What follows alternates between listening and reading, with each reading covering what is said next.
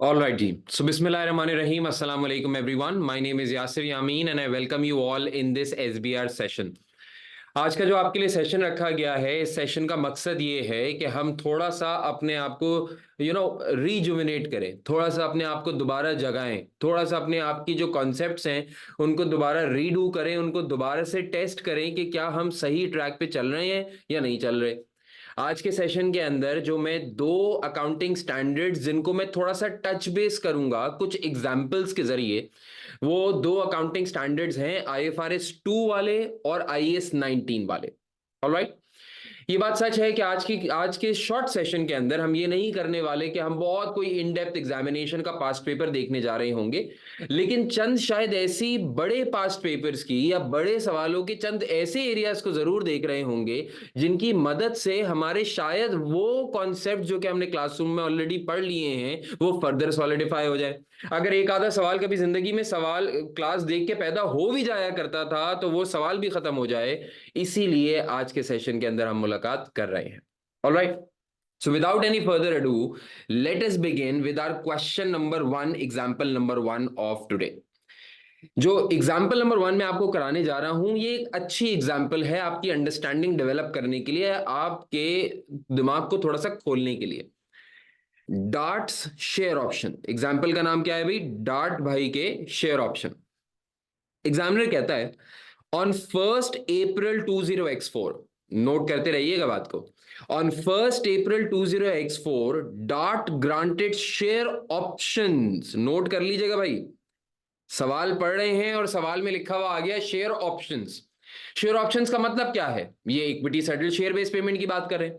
अगर ये equity settled share based payment की बात कर रहे हैं तो ये वही चीज है कि आप सामने वाले को डिलीवर करेंगे इक्विटी शेयर्स बे व्हेन द सामने वाला जब वो इंटाइटल हो जाता है इस काम चीज को हासिल करने के लिए। अकाउंटिंग एंट्री क्या बनती थी? एक्सपेंस को डेबिट कर दिया करते थे, अक्सर इक्विटी ऑप्शन को क्रेडिट कर दिया करते थे। मार्क टू मार्केट नहीं होता था, यानी हमेशा fair value at grant date का इस्तेमाल किया करते थे।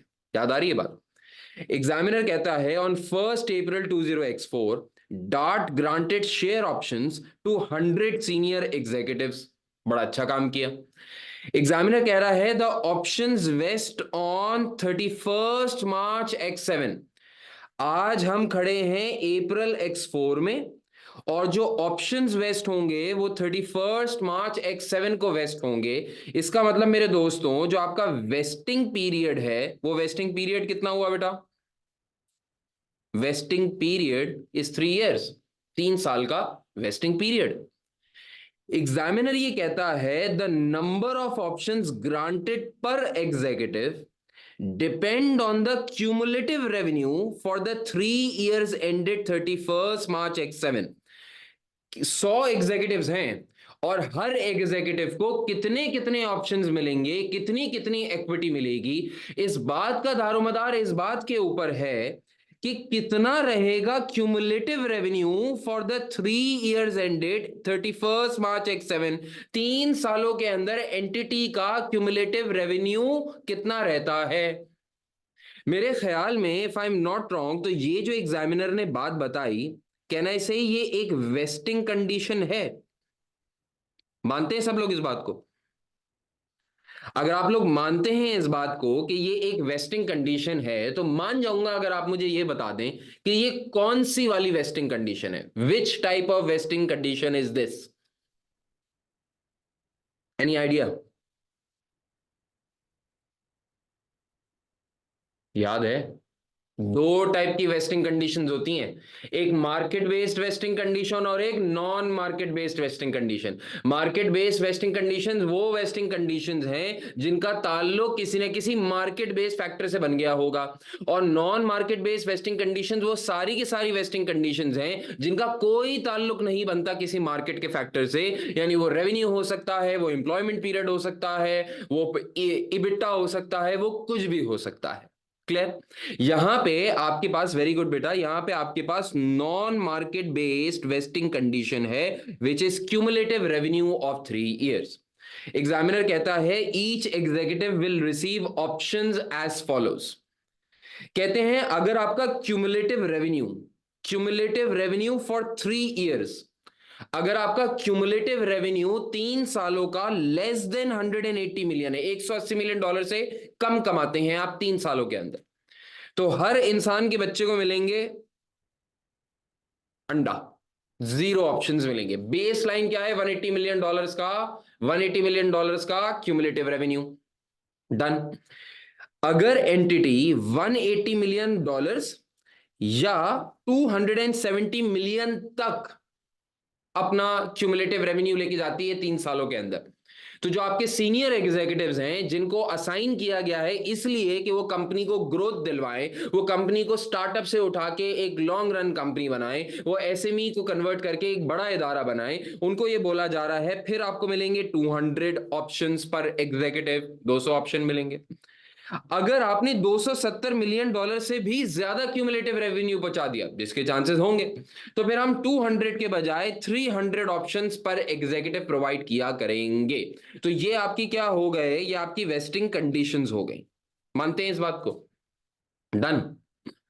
एग्जामिनर भैया कहता है darts revenue for the year ended 31st March X5. Can anybody tell me what is 31st March X5? 31st March X5 बोले तो क्या है ये? What do you mean by this? This is your year one. This is your year one. I mean आपके लिए जो grand date थी वो 1 अप्रैल X4 थी, आप एक साल के बाद 31 मार्च X5 के ऊपर बात कर रहे हैं, यानी एक साल बाद की बात कर रहे हैं। डन।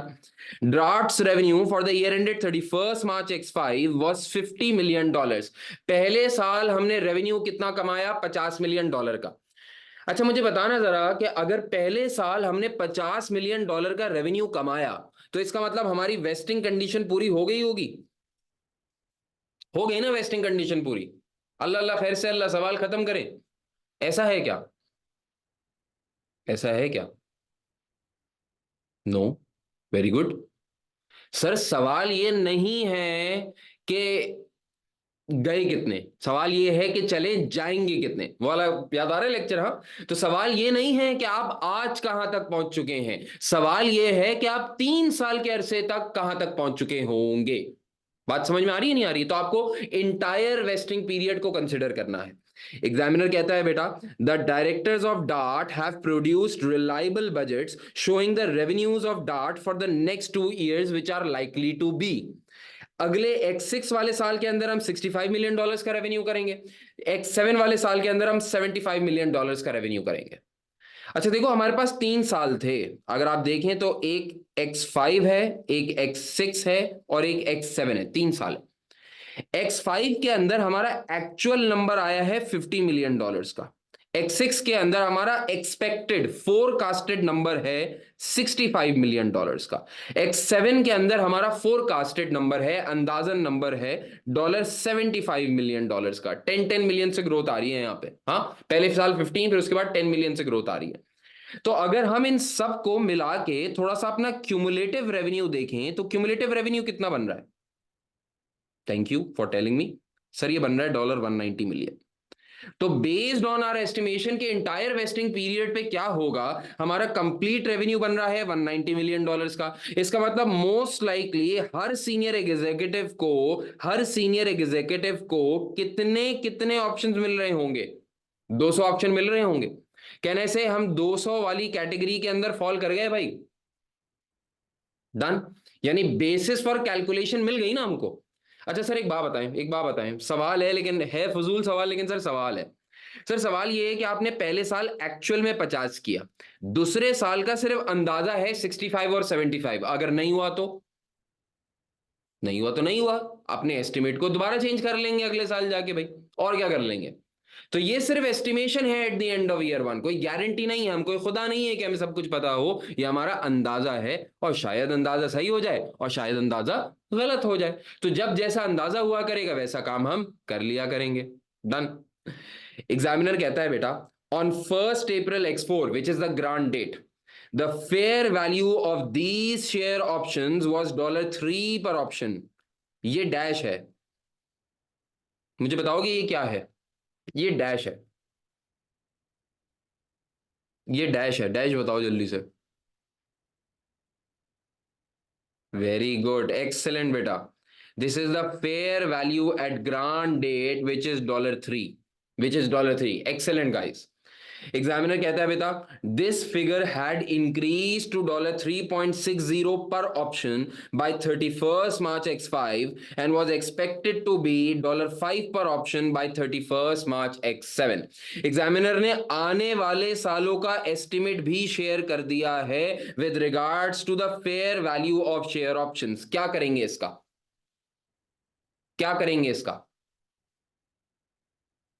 मैं एक स्टेटमेंट बोलूंगा, तुम सारे मिलके बोलना हाँ कि ना। ये जो आने वाले अरसे की फेयर वैल्यूज दी हुई हैं एट डिफरेंट रिपोर्टिंग डेट्स, ये अपने किसी काम की नहीं है। बोलो हाँ कि ना, सारे मिलके बोलो। किसी काम की नहीं है भाई। Very good. हमें पता है कि equity settle share based payment के लिए हमेशा fair value at grant date इस्तेमाल की जाती है, fair value at reporting date इस्तेमाल नहीं की जाती। एक्सेलेंट दोस्तों। एग्जामिनर कहता है बेटा आगे, ऑल ऑफ द 100 एग्जीक्यूटिव्स, 100 लोग थे ना प्लान में, याद है? All of the 100 executives who were granted these options on 1st April X4 were expected to remain as employees throughout the year ended throughout the 3-year period from 1st April to 31st March X7। सारे लोग पक्के पक्के हैं भाई, कोई छोड़ के नहीं जाएगा। कोई इतना, ऐसे बोलूंगा कि कोई इतना डरपोक या कमजोर दिल का नहीं है जो कि बोले यार बुरे वक्त में मैं छोड़ के चला जाऊंगा, ग्रोथ आवे या ना आवे कह रहे हैं हम स्टिक करेंगे। तो क्या करें भाई, कैसे कैलकुलेशन करें for the year ended 31st March X5? How to do calculation? 100 employees हैं, हर एम्प्लॉय को आज के एस्टिमेट के मुताबिक, आज के एस्टिमेट के मुताबिक हर एम्प्लॉय को मिलेंगे 200 सॉप्स। ठीक है, हर सॉप की कीमत कितनी है बेटा? Fair value at grant date कितनी है? $3 पर ऑप्शन। ठीक है, और कुछ करना है यहां पे मुझे? 100 इंटू 200 इंटू 3 इंटू इंटू क्या करना पड़ेगा? 1/3। एक्सेलेंट, 1/3। हाँ, इसको 1/3 करना जरूरी था। मुझे कोई नंबर भी बता दो भाई, मैं खुद करता हूं ना और मुझसे गलत हो जाते हैं तो बच्चे बोलते हैं यार सर क्या यार आपने गलत कर दिया यार, व्हाट द हेल यार। और मैं भी उनको रिप्लाई करता हूँ व्हाट द हेल। है ही भाई। तो कुछ नहीं होता, $20,000। ठीक है भाई, आ जाए जरा। एक अकाउंटिंग एंट्री क्या बनेगी भाई? एक्सपेंस डेबिट हो जाएगा $20,000 और इक्विटी ऑप्शन क्रेडिट हो जाएगा $20,000। सर इस एग्जाम्पल को करके हमने क्या सीखा बेटा? इस एग्जाम्पल को करके आपने ये सीखा कि जरूरी नहीं है कि हर बार ऐसा ही सवाल आए कि जिसके अंदर वेस्टिंग कंडीशन जो हो वो एम्प्लॉयमेंट पीरियड ही हो। इस सवाल के अंदर वेस्टिंग कंडीशन क्यूमुलेटिव रेवेन्यू था और हमने एक ऐसे सवाल के अंदर जहां पे non market based vesting condition other than employment period है, एक ऐसे सवाल को ही देख लिया। बोलो बात समझ में आती है या नहीं समझ में आती? आगे बढ़ सकता हूं या नहीं? बोलो हाँ कि ना, सारे मिलके बोलो भाई। हाँ, हाँ बोलते हैं। जी बोलते हैं। ठीक है भाई।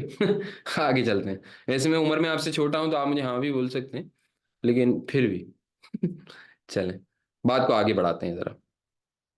बेटा एक और मिसाल मैं आप लोगों के साथ करने जा रहा हूं और ये मिसाल भी इंशाल्लाह ताला छोटी छोटी एग्जांपल्स जो कि हमारे कॉन्सेप्ट्स को वैलिडेट कर देती हैं, हमारे कॉन्सेप्ट्स को निखार देती हैं। छोटी छोटी एग्जांपल्स कर रहे हैं आज के सेशन में। ठीक है, एक एग्जांपल है, प्लीज जरा इसको सुनिएगा। सारे बहुत बड़े सवाल का एक छोटा सा पार्ट है ये।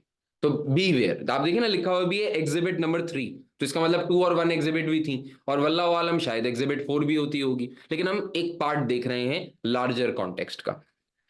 हम कह रहे हैं भाई on 1 October X7, on 1 October X7, by the way याद रखिएगा आपका ईयर एंड क्या है? 30th September। We are talking about 1 September X7। On 1 October X7, the board of Denshaw granted key employees share options that are subject to vesting conditions। भैया डेनशॉ company का नाम है, इन्होंने अपने की एम्प्लॉइज को दे दिए हैं कुछ शेयर ऑप्शंस। अगर की एम्प्लॉइज को शेयर ऑप्शंस दे दिए तो इसका मतलब equity settle share based payment का सवाल है। वही सारे रूल्स जो अभी पढ़ कर आए हम लोग। बात समझ में आ रही है ना? डन। एग्जामिनर कहता है भाई, details of the award are as follows, these are your awards. 5 point लिख के दिए एग्जामिनर ने टोटल, पांचों के पांचों को पढ़ के अप्रोप्रिएट कैलकुलेशन मारनी है हमने, ठीक है ना? एग्जामिनर कहता है 50 employees can potentially receive 5,000 options each on 30th September X9। इस बात से मुझे एक्स बात पता लग गई। क्या पता लग गई भाई, बताओ जरा जल्दी से, क्या पता लग गई मुझे ये लाइन पढ़ के?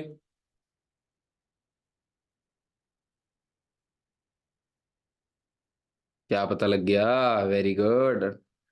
वेस्टिंग पीरियड, मैंने कंडीशन लिख दिया, vesting period is 2 years।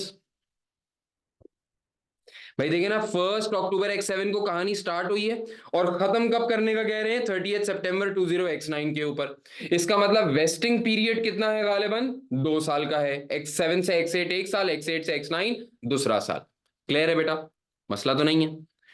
Examiner भाईजान कहते हैं the options that vest will allow the employee to purchase shares in Denshaw at any time in the year to 30th September Y0 for $15 पर share.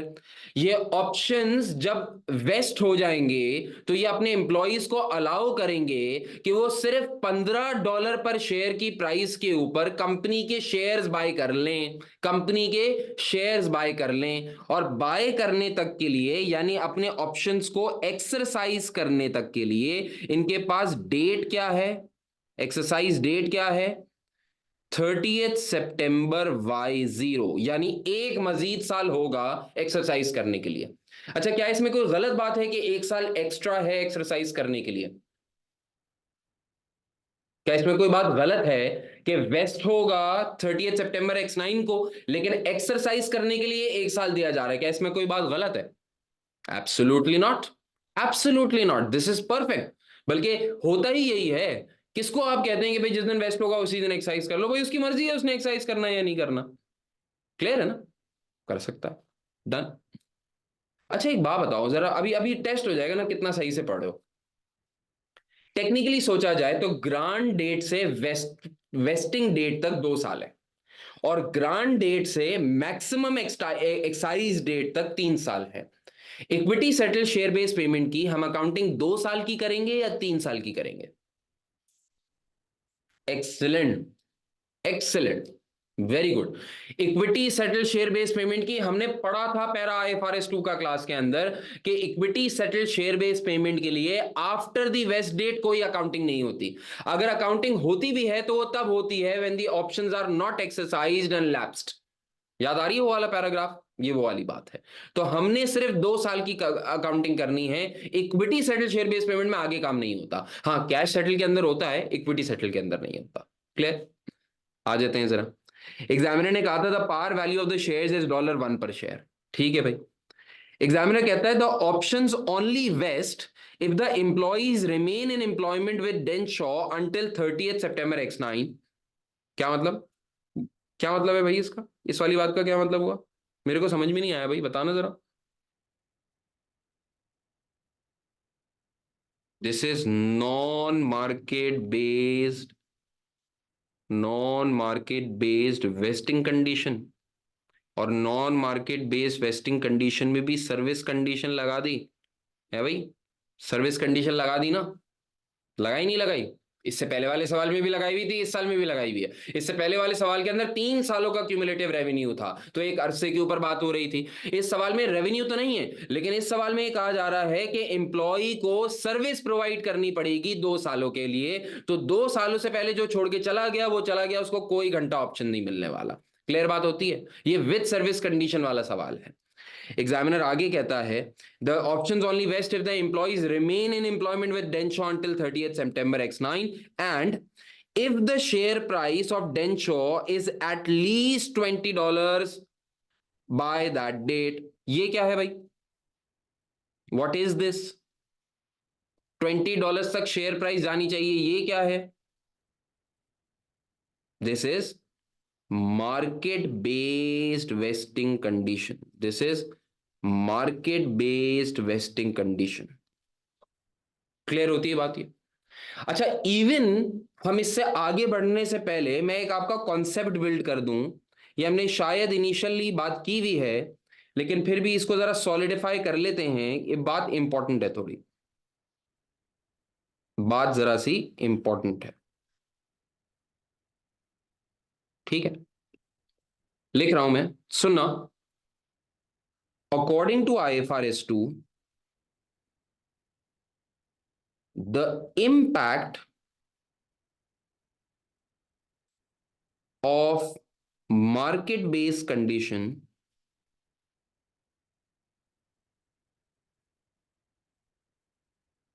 is already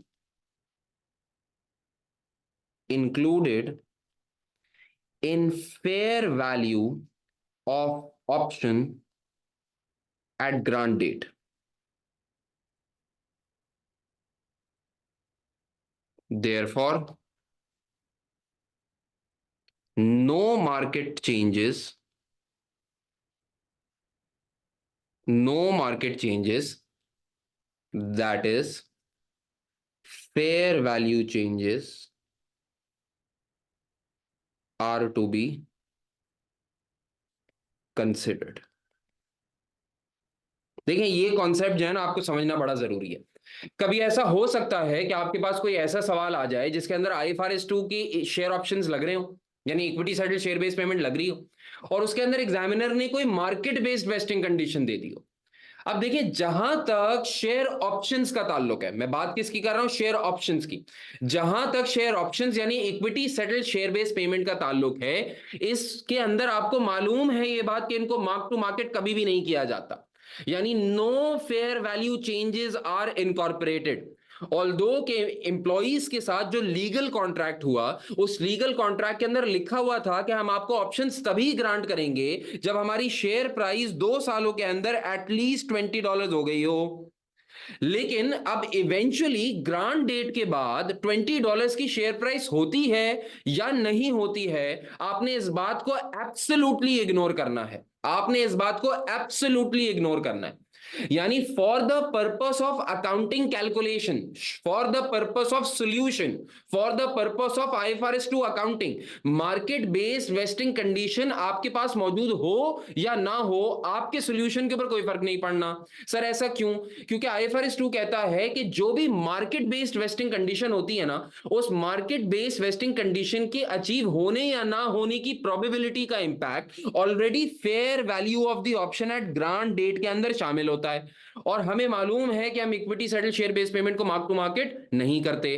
तो जब already fair value of the option at grant date के अंदर market based vesting conditions का impact आ गया, अब कल को चल के अगर आपका एस्टिमेशन बदल जाती है, आप बोलते हैं कि नहीं हम $20 तक तो पहुंच ही नहीं पाएंगे, या हम तो $20 के बजाय $200 तक पहुंच जाएंगे, अब इन सारी की सारी चीजों का इंपैक्ट, इन सारी की सारी मार्केट बेस्ड वेस्टिंग कंडीशंस की चेंजेस का इंपैक्ट फेयर वैल्यू में रिफ्लेक्ट हो रहा होगा। लेकिन हम तो equity settled share based payment के अंदर fair value at reporting date या fair value at grant date के अलावा कुछ लेते ही नहीं है।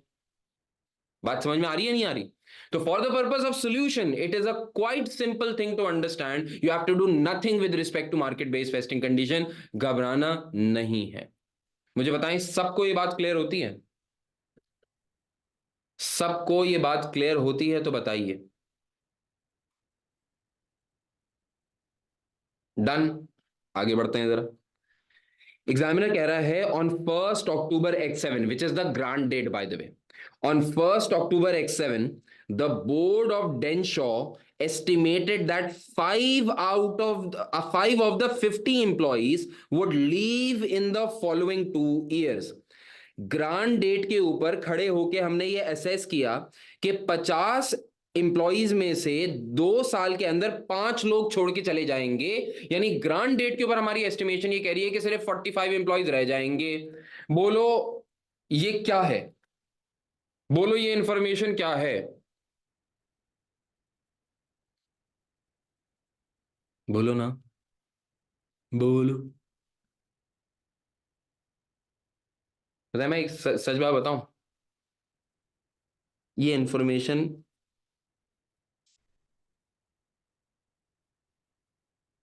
एक सेकेंड, ये इंफॉर्मेशन जो है ना बेटा,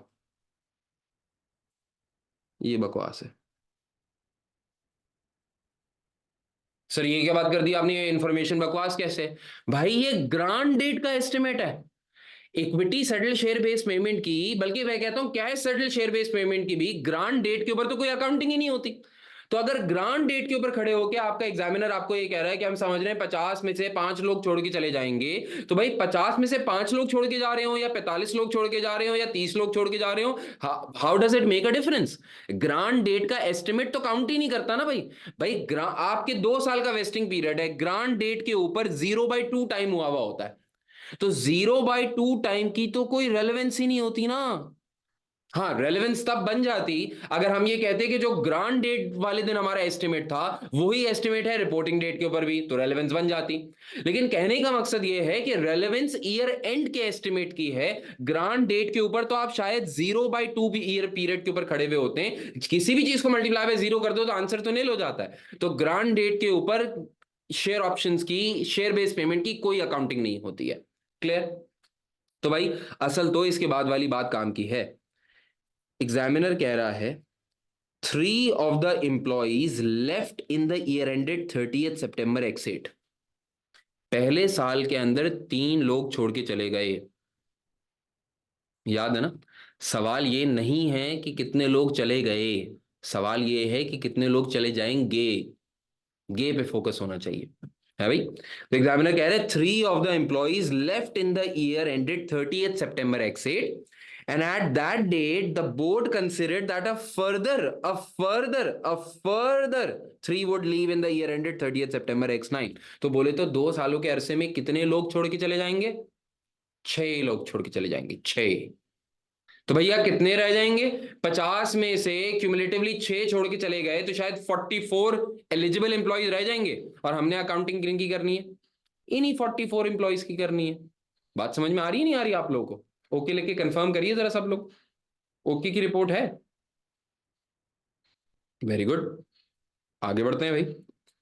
एग्जामिनर कहता है on 1st October X7, which is the grant date by the way, on 1st October X7 the share price of डेंशॉ was 15। This price has risen to $18 by the 30th September X8, and the directors are reasonably confident that the price of the share will exceed $20 by 30th September X9। बताओ ये information क्या है? बताओ ये information क्या है? सच बोलूं क्या? सच बोलूं, ये इंफॉर्मेशन किसी काम की नहीं है, किसी काम की नहीं है। क्यों? सर ये शेयर की प्राइस की बात की हुई है, ऑप्शंस की प्राइस की बात नहीं की हुई। These are not options, these are shares. याद है ना वो मार्केट बेस्ड वेस्टिंग कंडीशन थी कि भाई वो $20 की प्राइस हो जानी चाहिए है। अरे वो $20 की प्राइस एक साल बाद $15 की प्राइस है, उसके एक साल बाद भाई जब जिस दिन स्टार्ट किया उस दिन $15 की प्राइस है, एक साल बाद $18 की प्राइस है, एक साल बाद आप सोच रहे हैं $20 से भी ज्यादा बढ़ जाएगी। ये सब मार्केट बेस्ड वेस्टिंग कंडीशन से ताल्लुक रखती हैं, और इसको तो मैंने अकाउंट फॉर ही नहीं करना क्योंकि मैं तो अप टू मार्केट करता ही नहीं हूं। तो एग्जामिनर ने आपको इंफॉर्मेशन दी ताकि तुम बहको, लेकिन तुम ना बहको। डन, आगे चलते हैं भाई। एग्जामिनर कह रहा है on 1st October X7 the directors estimated that the fair value of the granted option, fair value of the granted option at the grant date was 4.50। This estimate had risen to $5 by 30th September X8। obvious सी बात है हमारे लिए fair value at grant date relevant होती है, so this number is relevant। all right, understood everyone? मुझे जरा बताओ कि 30th September X8 की अकाउंटिंग कैसे करते? तो हम ये बोलते भाई हमारे पास टोटल 50 इंसान के बच्चे थे, इनमें से 4 इंसान के बच्चे छोड़ के चले गए, जो रह जाएंगे, सॉरी 4 मैंने गलत लिख दिया था, 6 एस्टिमेट था हमारा। 6 लोग छोड़ के चले जाएंगे, 3 छोड़ के चले गए थे और 3 छोड़ के चले जाएंगे, तो टोटल 6 छोड़ के चले जाएंगे। तो 44 रह गए हमारे एलिजिबल एम्प्लॉइज। हर एलिजिबल एम्प्लॉइज को मिलेंगे 5,000 ऑप्शंस, ठीक है? और इन 5,000 ऑप्शंस में से हर ऑप्शन की कीमत कितनी है, fair value at grant date कितनी है? 4.5। और इसको क्या करना पड़ेगा बेटा, इसको क्या करना पड़ेगा, मल्टीप्लाई बाय 1/2। ठीक है। एक सवाल आया सर, जो $15 की प्राइस है वो fair value at grant date क्यों नहीं है? Very excellent question. हो सकता है बहुत सारे लोगों का ये सवाल आ जाता।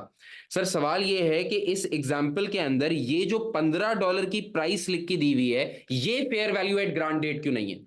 बेटा ये फेयर वैल्यू ऑफ शेयर है। एक शेयर की प्राइस $15 है। हम ऑप्शंस की अकाउंटिंग कर रहे हैं।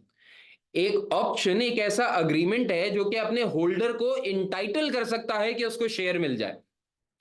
N option is a right to acquire equity if you feel entitled. लेकिन शेयर तो शेयर इन इट सेल्फ है ना।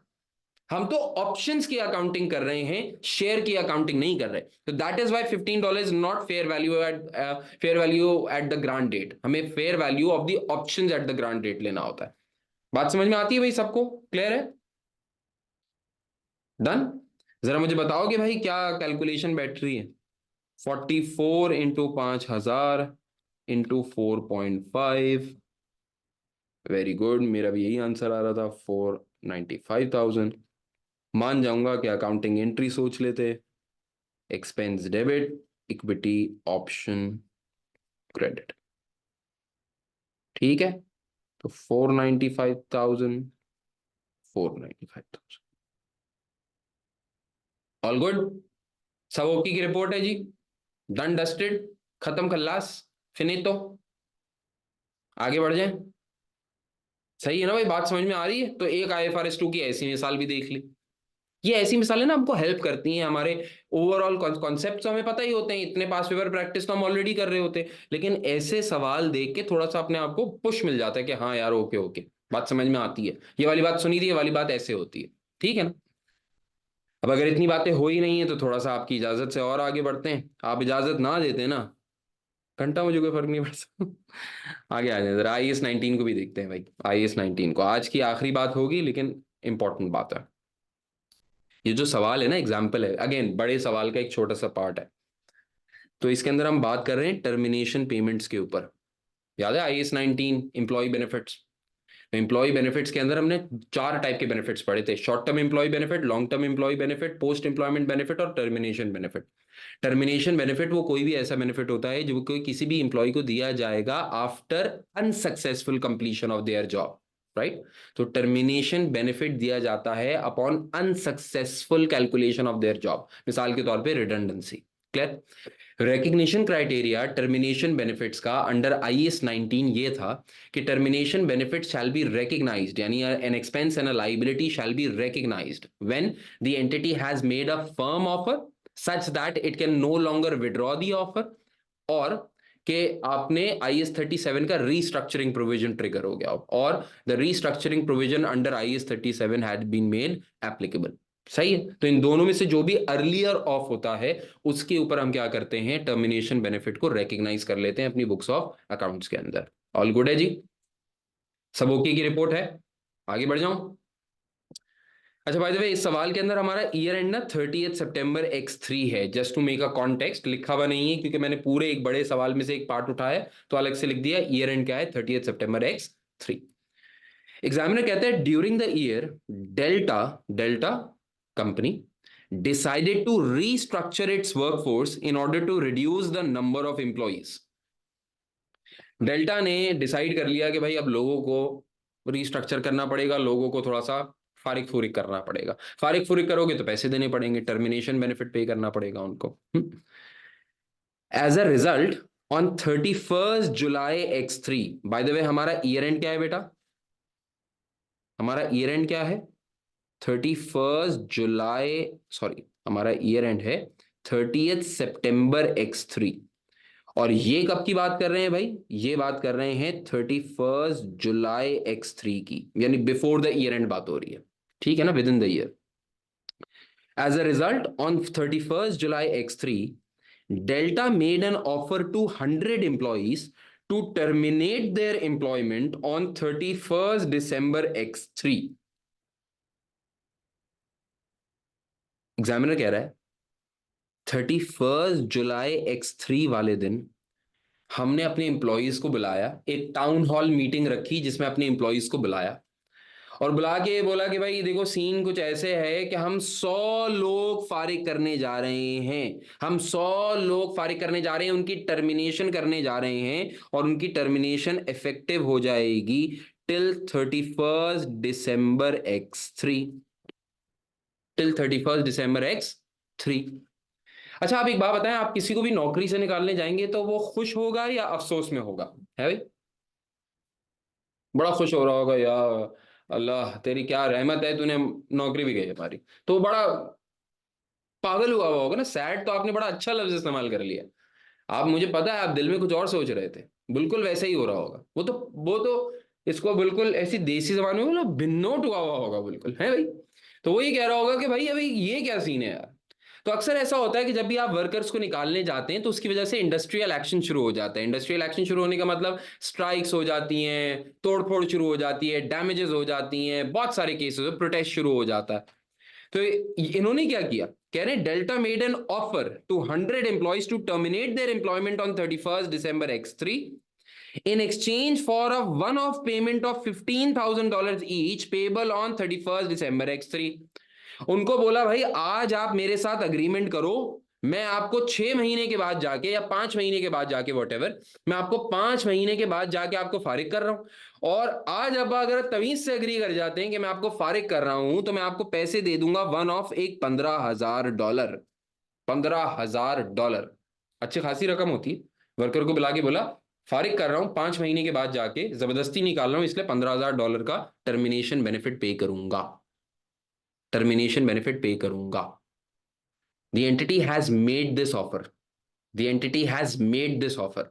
हमें असेस ये करना है, is this a firm offer, is this a firm offer क्या होती है? फर्म ऑफर का मतलब ये होता है कि ऐसी ऑफर जिसको कोई एक्सेप्ट भी कर सके। कभी कभार ऐसा होता है ना कि आप किसी से कोई चीज खरीदने जाते हैं तो इतनी चवल बने की बात करते हैं कि आपको पता होता है ये डील बनने ही नहीं वाली। तो अभी ये असेस करना पड़ेगा ना कि ये जो $15,000 की ऑफर की है टर्मिनेशन के अगेंस्ट, ये कोई फर्म ऑफर है, अभी इस पे फर्दर विड्रॉल हो सकता है या नहीं हो सकता, ये असेस करना पड़ेगा। सर क्यों असेस करना पड़ेगा? आपको लोगों की चिंता क्यों हो रही है? बेटा मेरे को प्रोविजन बनाने की चिंता हो रही है। IS 19 कहता है जब फर्म ऑफर दे दी हो तो अर्लियर ऑफ IS 37 या अर्लियर ऑफ जब आपने फर्म ऑफर कर दी हो such that you can no longer withdraw the offer, आपको प्रोविजन बनाना है, मेरे को प्रोविजन बनाने की पड़ेगी। ठीक है। एग्जामिनर कहता है ऑन 31 अगस्त X3, कितने अरसे के बाद, कितने अरसे के बाद भाई? 1 महीने के बाद। जाहिर सी बात है आपस में उन्होंने कॉर्नर मीटिंग की होंगी, 100 एम्प्लॉइज ने बहस वहस की होगी आपस में, 1 महीने के बाद की बात कर रहे हैं। On 31 August 2003 45 employees formally accepted the offer and 55 declined it. 45 formally accepted the offer and 55 declined it.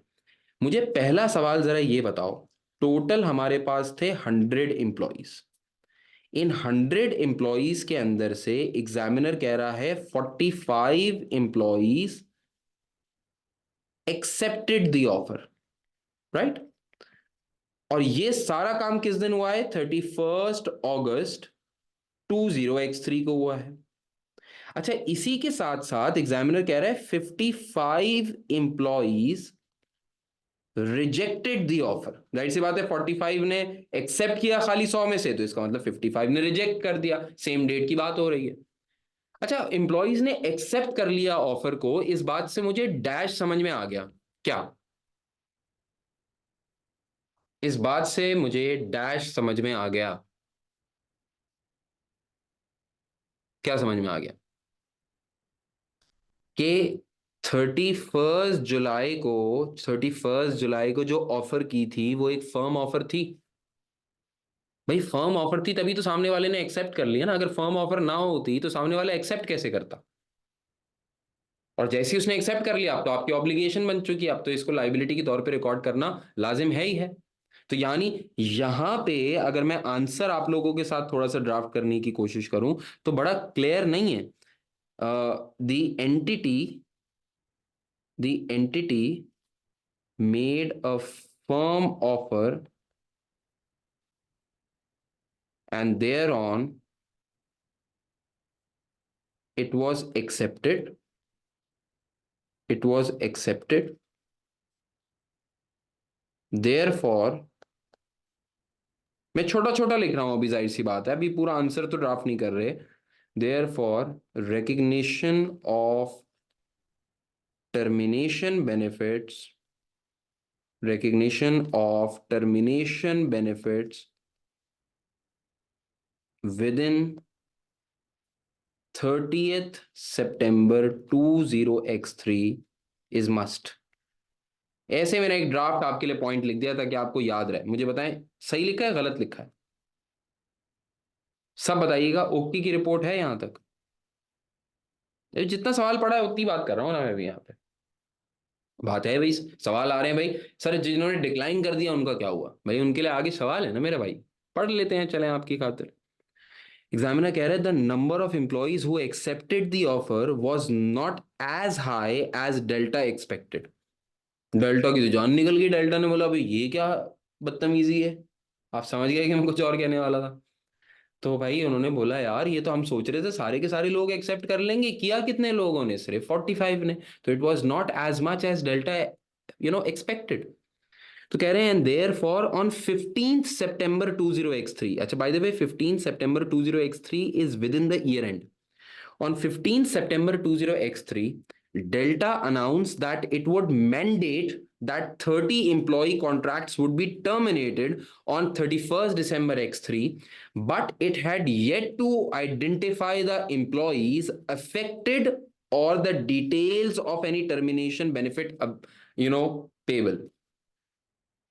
Delta की ना तो हट गई 55 एम्प्लॉइज में से। डेल्टा जब ये हुआ ना कि 55 एम्प्लॉइज ने रिजेक्ट कर दिया तो डेल्टा की हट गई। डेल्टा ने बोला भाई तुम लोगों की ऐसी की तैसी, 30 एम्प्लॉइज हमने डिसाइड नहीं किए कि कौन है या उनको पैसे देंगे भी या नहीं देंगे, लेकिन 30 एम्प्लॉइज के लिए हमने ये डन डस्टेड कर लिया है कि इनको हम लेके जाएंगे मैंडेटरी टर्मिनेशन के ऊपर।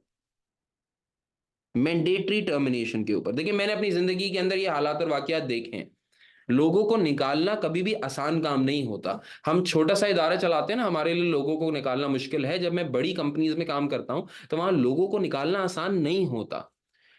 और इसीलिए कंपनी के जो मैनेजर्स होते हैं, सीनियर एग्जीक्यूटिव्स होते हैं, अपनी गुडविल, अपनी रेपुटेशन को बचाने के लिए, कंपनी की रेपुटेशन को बचाने के लिए, इंडस्ट्रियल एक्शन को अवॉइड करने के लिए, गवर्नमेंट इंटरवेंशन को रोकने के लिए वो अक्सर डील करने की कोशिश करते हैं, जैसे ये 45 एम्प्लॉइज के साथ कर पाए।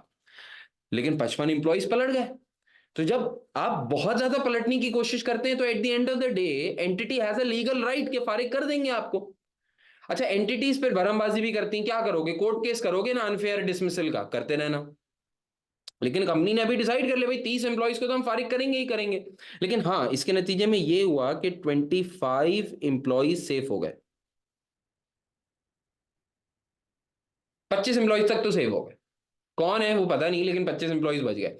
अच्छा एक बात बताना, मुझे बताना समझ में आ रही है नहीं आ रही। 25 एम्प्लॉइज जो सेफ हो गए उनसे रिलेटेड तो कॉमन सेंस की बात है, कोई टर्मिनेशन बेनिफिट है ही नहीं, वो तो बच गए।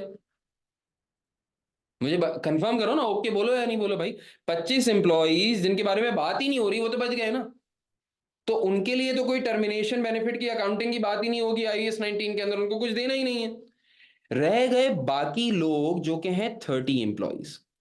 अब देखिए 30 एम्प्लॉइज के लिए हमने सोचना यह है कि हम with in the accounting year and कोई टर्मिनेशन बेनिफिट रिकॉग्नाइज करें या ना करें।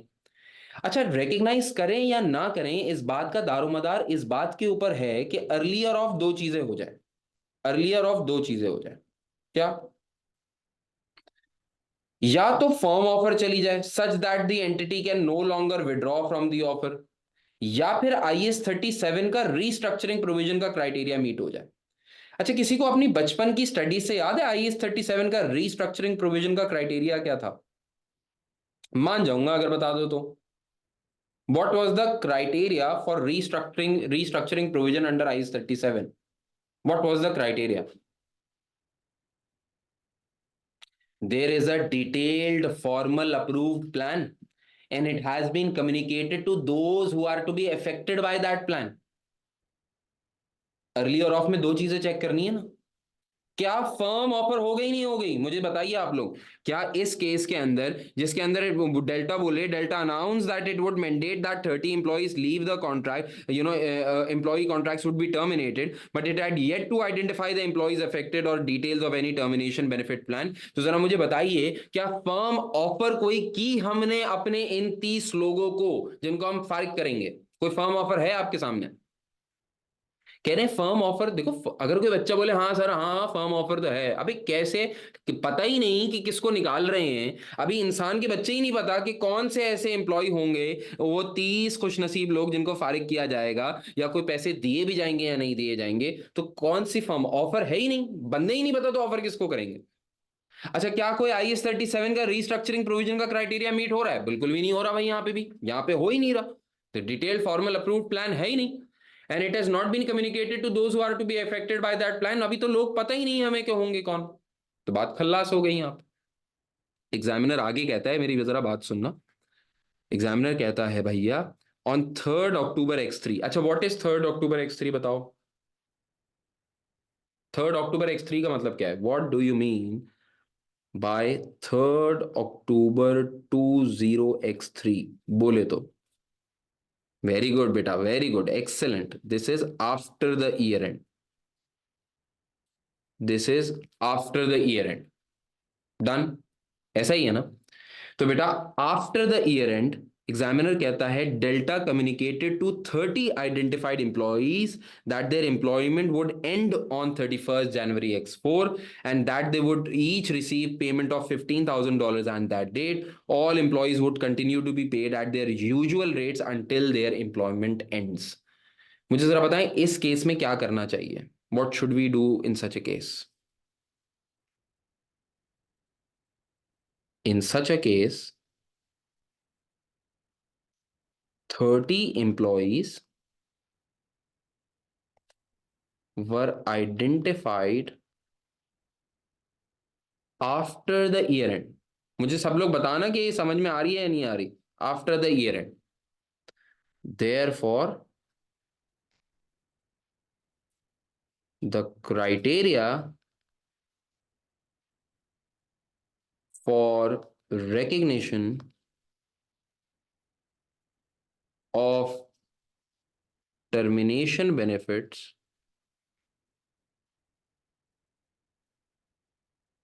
was not met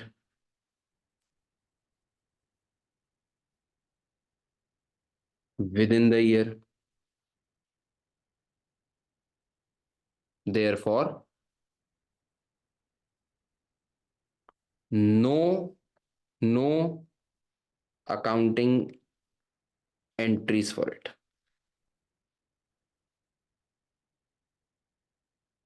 ठीक है, एक सवाल आया, सर 45 एम्प्लॉइज ने एक्सेप्ट किया, उनको तो फर्म ऑफर हो गई थी, बाकी 30 एम्प्लॉइज 55 में से नहीं पता कि क्या होगा। बिल्कुल नहीं पता भाई क्या होगा। भाई कैसे पता?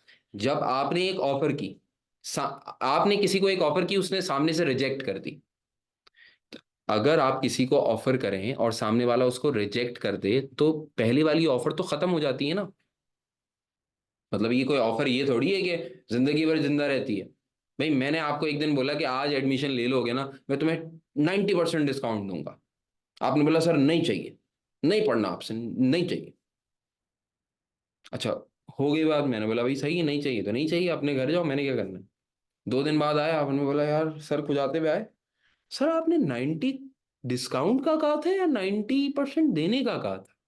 मैंने बोला 90%, उस वक्त तो मैंने 90% डिस्काउंट का कहा था। आपने बोला डन। मैंने बोला घंटा। उस वक्त की बात थी ना भाई, एक बार एक ऑफर हुई, इंप्लॉइज ने रिजेक्ट कर दिया, एम्प्लॉइज ने रिजेक्ट कर दिया, तो खल्लास ऑफर। इट मींस 55, और 55 ने डिक्लाइन किया तो ऑफर ही खत्म हो गई। बिल्कुल ऐसा ही, ऑफर खत्म हो गई थी भाई। तो उसको इस बात से लिंक ना करो, क्योंकि वो ऑफर रिसेंड हो गई, खत्म हो गई। ठीक है, आ जाए जरा। यहां पे ना मैं एक पॉइंट और लिखना चाह रहा था, वो ये था, however if the amount to be paid in next financial year, देखो नेक्स्ट फाइनेंशियल ईयर के अंदर तो पेमेंट हो रही होगी। Next financial year is material, then it should be disclosed. मिसाल के तौर पे भाई मैं ये कहना चाह रहा हूं कितनी पेमेंट हो रही होगी X4 के अंदर, X4 में कितनी पेमेंट हो रही होगी। 30 इंप्लॉइज हैं जिनसे डील डन हो गई। डील डन क्या हो गया, उनको हमने बता दिया बेटा तुम लोग आइडेंटिफाइड एम्प्लॉइज हो, कुछ भी कर लो, 31 जनवरी X4 को तुम्हारी इंप्लॉयमेंट खत्म। 30 इंप्लॉइज इंटू $15,000 कितना होगा, 30 इंटू $15,000 कितना होगा, 450 आई गेस। ठीक है, ये 450 एंटिटी को असेस करना है कि मटेरियल है या नहीं है, और अगर मटेरियल है तो डिस्क्लोज कर दें। अच्छा, किसी ने बोला सर IS10 या IS10 यहाँ पे ट्रिगर होगा या नहीं होगा, बिल्कुल ट्रिगर होगा, बिल्कुल ट्रिगर होगा, और ये एक नॉन एडजस्टिंग इवेंट है। नॉन एडजस्टिंग इवेंट है ना, अनआइडेंटिफाइड इंप्लॉइज थे, प्रोविजन बनने का कोई चांस नहीं था, किसी को बताया भी नहीं क्या था, कोई डिटेल्ड फॉर्मल अप्रूव प्लान नहीं था। जो सारे काम हुए हैं वो ईयर एंड के बाद हुए हैं। अगर सारे काम ईयर एंड के बाद हुए हैं तो ये डेफिनेटली एक नॉन एडजस्टिंग इवेंट है, ये बिल्कुल भी एडजस्टिंग इवेंट नहीं है। लेकिन हाँ, हाँ, ये बात क्लियर है कि अगर अमाउंट मटेरियल है तो डिस्क्लोज जरूर होगा। क्लियर होती है बात, डिस्क्लोज जरूर होगा। मुझे बताएं, बात समझ में आ रही है सब लोगों को, क्लियर है या नहीं है। ऑल ओके की रिपोर्ट सब लिख दो ना भाई, एक बार ओके की रिपोर्ट है भाई, ओके।